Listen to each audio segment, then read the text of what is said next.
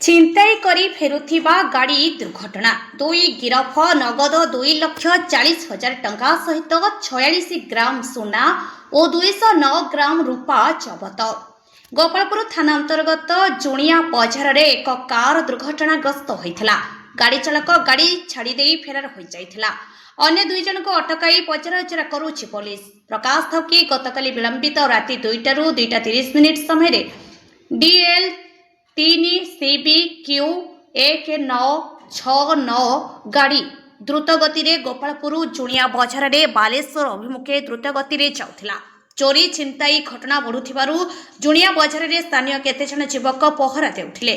गाड़ीर द्रुत गति को नै संदेह हेबारु सेमाने गाड़ीटी को पीछा करथिले। फଳରେ अल्प दूर रे गाड़ीटी भारसाम्य हराई दुर्घटनाग्रस्त हेबा फଳରେ चालक फेरार होइथिबा बेले अन्य दुई जनଙ୍କୁ युवक माने काबू करि नैथिले। गोपालपुर पुलिस को खबर देबा परे संपृक्त दुई जन को पुलिस थाना को आनी अटक रखिथिला। सेमानक ठारू जबत एक बैग रे नगद 2,40,000 टंका सहित 46 ग्राम सोना और 209 ग्राम रूपा जबत करिछि पुलिस। गोपालपुर थानाधिकारी अशोक नायक दुर्घटना रे गुरुतर संपृक्त दुई युवकों को प्राथमिक चिकित्सा पई प्रथमे गोपालपुर हॉस्पिटल परे बालेश्वर हॉस्पिटल पठाइछंती।